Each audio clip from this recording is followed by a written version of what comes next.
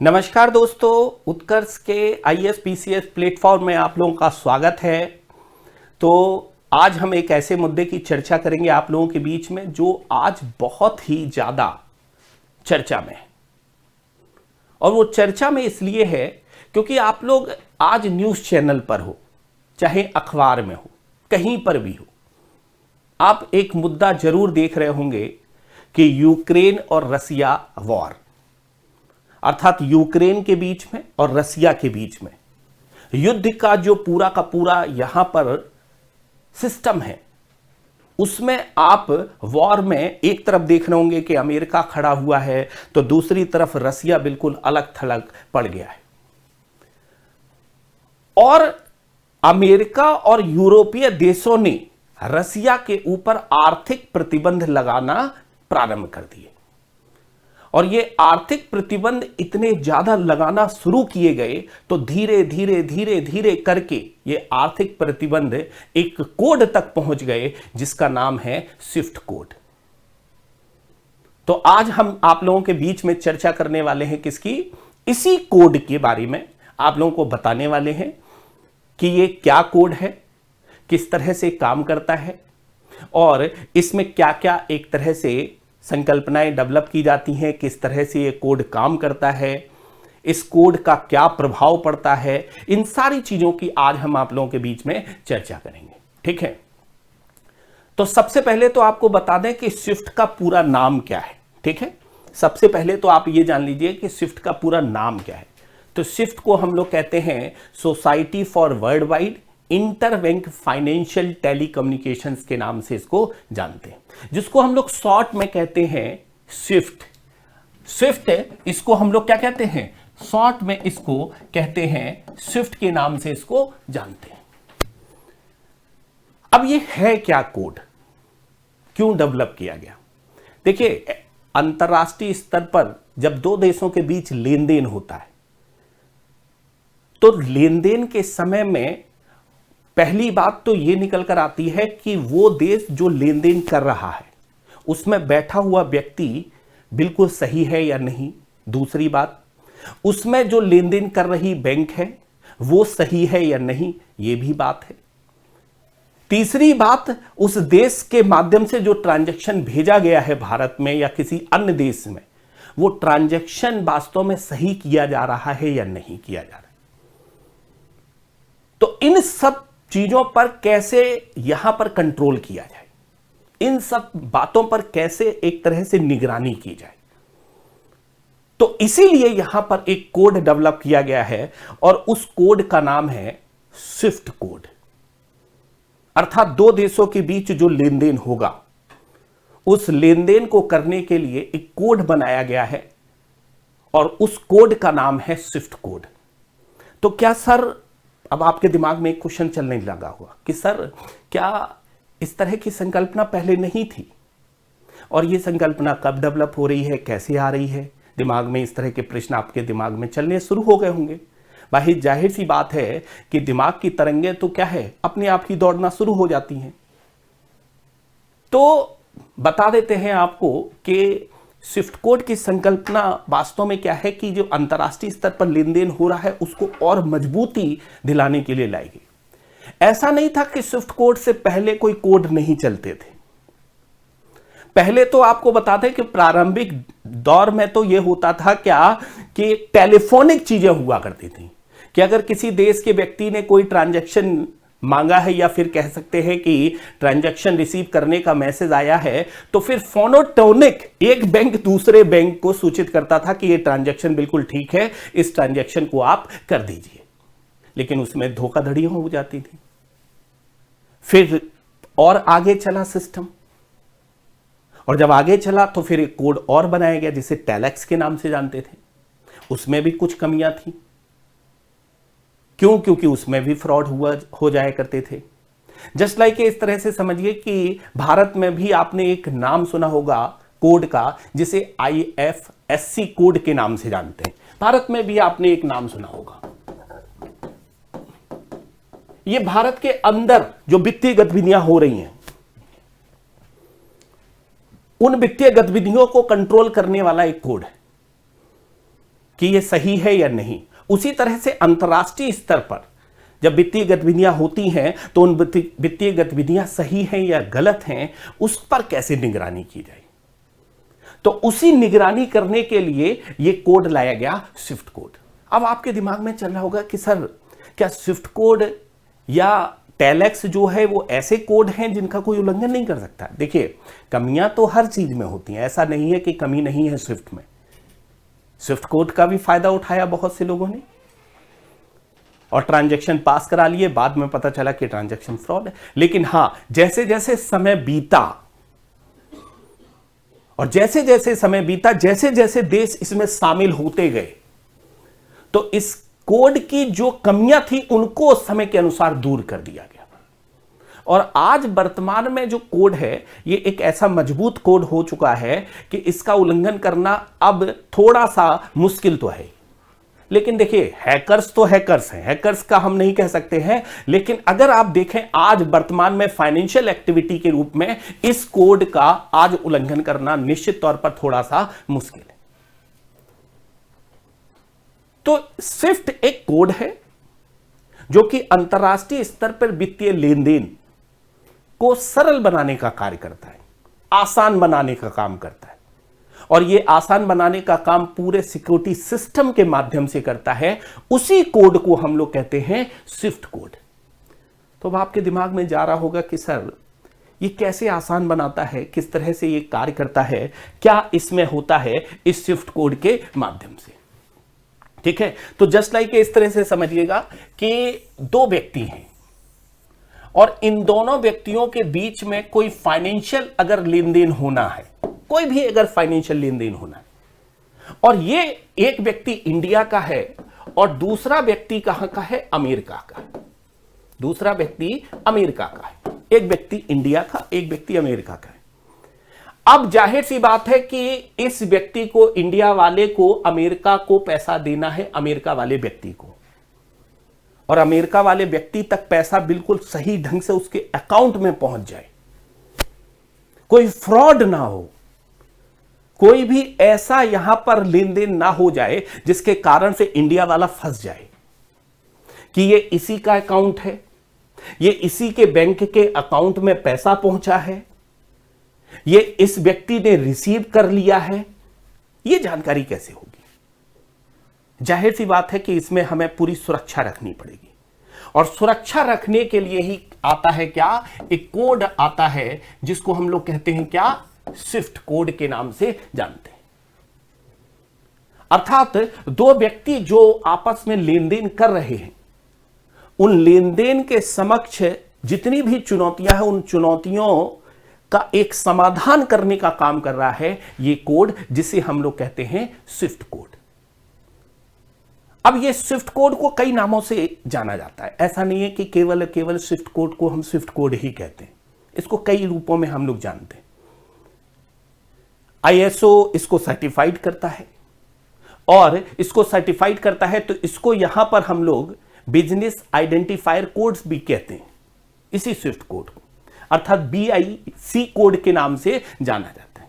और यह ज्यादातर यूज होता है क्या, बैंक और फाइनेंशियल इंस्टीट्यूशंस हैं जो ग्लोबल लेवल पर काम करते हैं, वो इसको यूज करते हैं। और ये शॉर्ट टर्म के लिए एक बैंक दूसरे बैंक के बीच में एक आइडेंटिटी के माध्यम से पैसा ट्रांसफर करने का कार्य करता है। अब आपके दिमाग में चलना शुरू हो गया होगा कि भैया ये कोड वास्तव में क्या है कि केवल और केवल फाइनेंशियल इंस्टीट्यूशंस ही यूज करते हैं।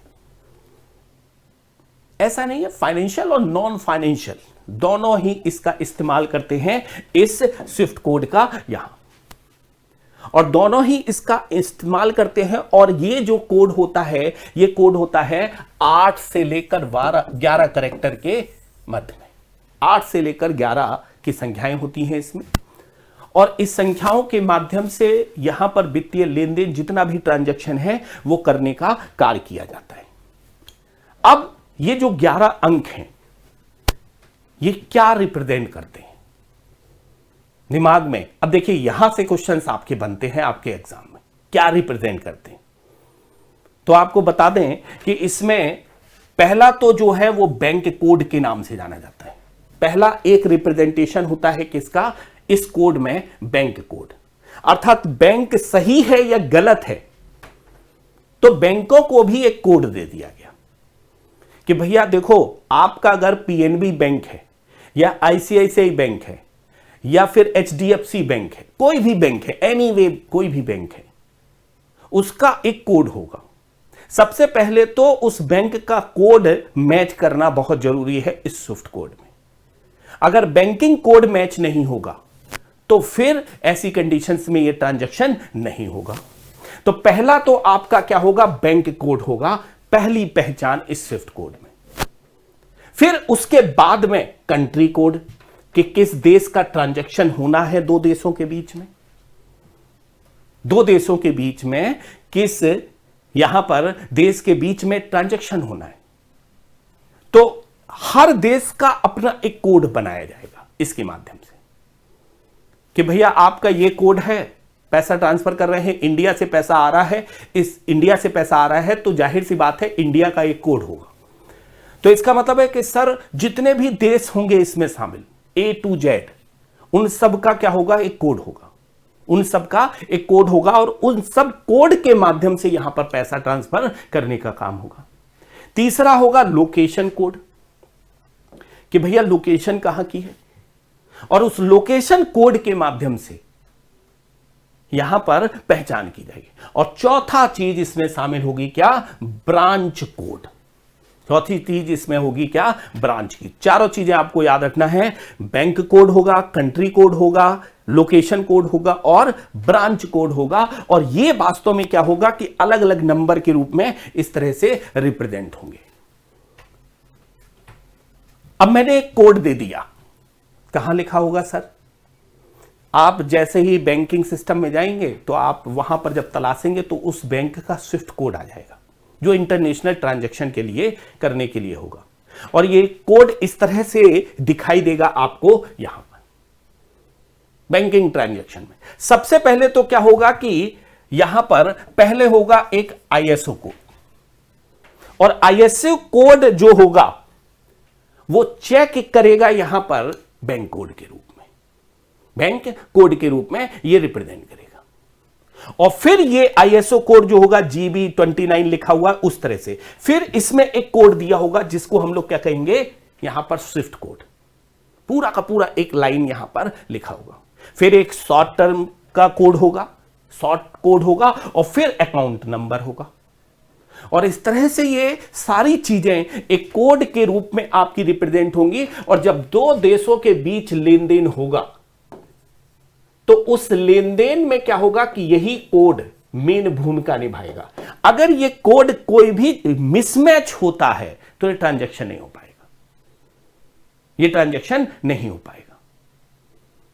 तो मिसमैच ना हो, इसीलिए यहां पर क्या है कि स्विफ्ट कोड की यहां पर बात की गई, स्विफ्ट कोड की बात की गई। आज की तारीख में एक चिंता का विषय बना हुआ है रसिया के लिए, क्या कि वीजा और मास्टर कार्ड, जो आपने देखा होगा कि एटीएम में अक्सर लिखे रहते हैं वीजा या मास्टर कार्ड, जैसे रुपए है भारत का पेमेंट गेटवे, उसी तरह से वीजा और मास्टर कार्ड भी, उसी तरह से वीजा और मास्टर कार्ड भी है। जैसे आप देख रहे होंगे यहां पर वीजा कार्ड के रूप में ये चीजें लिखी हुई हैं। तो अब वीजा और मास्टर कार्ड जैसे जो ट्रांजैक्शन है, अब ये तो इंटरनेशनल ट्रांजैक्शन करने की भी अनुमति देते हैं। अब किसी ने व्यक्ति ने क्रेडिट कार्ड लिया हुआ है, तो क्रेडिट कार्ड अगर लिया हुआ है और वो इंटरनेशनल स्तर पर अगर गया है, अगर वो इंटरनेशनल स्तर पर गया है, मान लेते हैं कोई रसिया का आदमी इंटरनेशनल स्तर पर गया है और उसके पास वीजा कार्ड है और वो ट्रांजैक्शन कर रहा है, तो ट्रांजैक्शन कर रहा है तो ऐसी कंडीशंस में उसको प्रॉब्लम फेस हो रही है। क्यों? क्योंकि स्विफ्ट कोड यहां पर मान्य नहीं कर रहा है। तब फिर यहां पर यह कहा गया है स्विफ्ट के माध्यम से कि इनकी जब तक वैलिडिटी है ये काम करेंगे, जब तक वैलिडिटी है ये काम करेंगे। तो ऐसी कई समस्याएं आज देखने को मिल रही हैं रसिया में, केवल बैंकिंग ट्रांजैक्शन में नहीं, हर ट्रांजैक्शन में यहां पर प्रॉब्लम्स क्रिएट हो रही हैं। कोई भी वित्तीय लेन देन हो रहा है तो वित्तीय लेन देन नहीं हो पा रहा है। अब किसी ने कोई वस्तु मंगाई है अगर रसिया में, तो उसे पेमेंट करना है उस देश को, तो वो पेमेंट नहीं कर पा रहा है। या फिर रसिया से कोई वस्तु किसी देश में गई है, और रसिया से अगर कोई वस्तु किसी देश में गई है, उस देश को रसिया को पेमेंट करना है, तो वो पेमेंट नहीं कर पा रहा है। इसका मतलब है पूरा का पूरा एक वित्तीय सिस्टम गड़बड़ा गया है, क्योंकि इसी कोड पर रोक लगा दी है कि भैया स्विफ्ट कोड से बाहर कर दिया गया है किसको? रसिया को। अर्थात रसिया कोई भी यहां पर ट्रांजैक्शन करेगा तो अपनी रिस्क पर करेगा, वहां का व्यापारी अपने एक तरह से शर्तों के अनुसार अपनी रिस्क पर पूरा का पूरा काम करेगा। यहां पर हम कोई भी सिक्योरिटी सिस्टम प्रोवाइड नहीं कर रहे हैं। इस तरह की बात इस कोड से बाहर निकलने के बाद हो गई है। अब पूरा का पूरा रिस्क रसिया का है, तो रसिया थोड़ा सा तिल मिलाया हुआ है। अब जब तिल मिलाया है तो अब जाहिर सी बात है क्या कि उस कंडीशंस में यहां पर अब रसिया फाइनेंशियल जैसे ही ट्रांजैक्शन पर रोक लग रही है उस पर, तो उसको लग रहा है कि ये लोग अप्रत्यक्ष रूप से यहां पर युद्ध लड़ रहे हैं। अर्थात ये वॉर जो हो रहा है वो अब वेपन्स का वॉर नहीं रह गया है, बल्कि आर्थिक युद्ध हो गया है। हम इसको यूक्रेन और रसिया के युद्ध को अब वेपन्स वॉर नहीं करेंगे, बल्कि क्या कहेंगे? आर्थिक युद्ध। अर्थात नाटो एक युद्ध लड़ रहा है, और नाटो एक युद्ध लड़ रहा है, और वो युद्ध कौन सा लड़ रहा है? आर्थिक युद्ध, इकोनॉमिक वॉर। किससे? रसिया से। और इसीलिए रसिया तिल मिलाया हुआ है, और वो धमकी दे रहा है किसकी? वो धमकी दे रहा है इस बात की कि मैं परमाणु बम गिरा दूंगा अगर आपने यहां पर ये सारी चीजें की।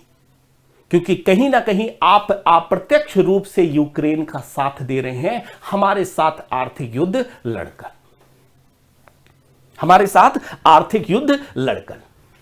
तो मैंने कहा क्या कि स्विफ्ट कोड में क्या होता है कि पहले तो बैंक कोड होगा, फिर कंट्री कोड होगा, लोकेशन कोड होगा, और फिर ब्रांच कोड होगा। ये पूरा का पूरा जो बना हुआ कोड है ये वास्तव में क्या है? स्विफ्ट कोड के नाम से जाना जाएगा। जिसमें क्या होगा कि bank code A to Z, ठीक है, 4 लेटर रिप्रेजेंट करेंगे ये बैंक कोड में, और 4 लेटर रिप्रेजेंट करेंगे। वहीं पर country code A to Z 2 letter represent करेंगे कंट्री कोड को। वहीं पर लोकेशन कोड 0 से 9 और A to Z होगा, और ये जो रिप्रेजेंट करेंगे कोड ये वास्तव में 2 कैरेक्टर्स का होगा, और ये वास्तव में किसको? लोकेशन कोड को रिप्रेजेंट करेंगे। और चौथा होगा ब्रांच कोड जो 0 से 9 और A to Z होगा, जो 0 से 9 और A to Z होगा, और ये 3 डिजिट का होगा। कैसे? ब्रांच कोड कितने डिजिट का है? 3 डिजिट का है। वहीं पर ये लोकेशन कोड 2 डिजिट का है, वहीं पर कंट्री कोड 2 डिजिट का है। अब ये वास्तव में हर देश के लिए अलग अलग तरीके से बनेगा, 4 डिजिट का है। इस तरह से ये कोड पूरा का पूरा तैयार किया जाएगा, और इसमें कुछ भी मिसमैच होगा तो उस कंडीशंस में फाइनेंशियल ट्रांजैक्शन रुक जाएंगे, फाइनेंशियल ट्रांजैक्शन रुक जाएंगे। अब आपके दिमाग में ये आ रहा होगा कि भैया ये एक अननोन आदमी है, ठीक है, यही है, मान लेते हैं स्विफ्ट, ये स्विफ्ट है, और ये A पर्सन है, ये B पर्सन है। A पर्सन के बीच और B पर्सन के बीच जो भी वित्तीय यहां पर लेन देन होगा, ये वित्तीय लेन देन ही क्या है कि स्विफ्ट कोड के माध्यम से करने की बात यहां पर रिप्रेजेंट हो रही है। और ये वास्तव में क्या है कि अगर देखा जाए पूरा का पूरा एक सिस्टम होता है, पूरा का पूरा एक सिस्टम यहां पर काम करता है, जिसमें क्या होता है कि एक सेंडिंग इंस्टीट्यूशन होता है जो भेजता है पैसे, यहां पर एक रिसीवर इंस्टीट्यूशन होगा जिसमें क्या है पैसे को रिसीव करने की चीजें होंगी, और एक सेंडिंग होगा, एक रिसीवर होगा, और उसके बीच में यहां पर पूरा का पूरा मैनेज किया जाएगा इस सारी सिस्टम को किसके माध्यम से? स्विफ्ट के माध्यम से। जिसमें क्या होगा? एक सेक्शन पोर्टल होगा, सैंक्शन पोर्टल होगा। सैंक्शन पोर्टल क्या करेगा? सैंक्शन करने का काम करेगा, एक कॉपी बनाकर रखेगा इन दोनों के बीच ट्रांजैक्शन को, एक ट्रांजैक्शन की एक कॉपी बनाकर रखेगा ये कि भैया आपने ये कोड डाला था, इस कोड का मैचिंग हुआ था, इस मैचिंग को आपने पैसा ट्रांसफर किया था, यह बिल्कुल सही है, आप यहां पर मुकर नहीं सकते, आप यहां पर मुकर नहीं सकते। तो यह पूरा का पूरा एक जो स्क्रीनिंग इंजन जो है वो वास्तव में काम करेगा स्विफ्ट के माध्यम से, और ये सर्वर यूजर में सारी की सारी चीजें स्टोर होती रहेंगी, और जब स्टोर होती रहेंगी तो पता लगता रहेगा, यह पता लगता रहेगा कि पैसा कहां से कहां गया है, किस प्रकार से गया है, किस तरह से चीजें रिप्रेजेंट होकर निकल कर आ रही हैं। अब भाई ये तो हो गया पूरा का पूरा एक सर्वर बनाने का पूरा सिस्टम कि भैया एक सेंडिंग इंस्टीट्यूशंस होगा, रिसीवर इंस्टीट्यूशंस होगा, एक व्यक्ति वहां से यहां पर पैसा भेजने का काम कर रहा है, दूसरा यहां रिसीव करने का काम कर रहा है, और फिर यहां पर रिसीविंग करने के बाद में ये पूरा का पूरा एक सर्वर सिस्टम कंट्रोल करने का काम करेगा, और कंट्रोल करके जो वित्तीय अनियमितताएं हैं, जो वित्तीय धांधली है, उसको पकड़ने का काम करेगा। अब दिमाग में यह चल रहा होगा कि सर इस स्विफ्ट कोड से बाहर होने पर रसिया पर क्या इफेक्ट पड़ेगा? वही इफेक्ट पड़ेगा कि मैं एक व्यक्ति को पैसा ट्रांसफर कर रहा हूं विश्व में, समझिएगा इसको, मैं किसी व्यक्ति को पैसा ट्रांसफर कर रहा हूं और मेरे पास उसकी सारी जानकारी है, ए टू जेड यहां पर सारी जानकारी है। लेकिन अगर कुछ भी वहां पर छोटा भी मिस्टेक हो गया तो वो हो सकता है पैसा गलत अकाउंट में ट्रांसफर हो जाए, गलत अकाउंट में ट्रांसफर हो जाए। जैसे आपने देखा होगा कि बैंक जब आप ट्रांजैक्शन करते हो तो आपको एक कोड मिलता है जिसे हम लोग कहते हैं IFSC कोड। उसमें क्या होता है कि आप बैंक में पैसा ट्रांसफर किए, और बैंक में पैसा ट्रांसफर होने के बाद में अगर बैंक अकाउंट नंबर आपने खूब अच्छी तरह से डाल दिया, बहुत अच्छी तरीके से बैंक अकाउंट नंबर डाल दिया, लेकिन IFSC कोड अगर मैच नहीं किया उस अकाउंट नंबर में, तो पैसा ट्रांसफर नहीं होता है। क्यों? क्योंकि वो कोड ये दर्शाता है क्या IFSC कि भैया ये जो अकाउंट नंबर है ये इस ब्रांच का नहीं है, जो आप कोड डाल रहे हो इस शहर का नहीं है, इसमें कुछ ना कुछ गड़बड़ी है, उसको आप चेक कर लीजिए। अब जाहिर सी बात है कि जब चेक करने की आपकी क्षमता ही खो जाएगी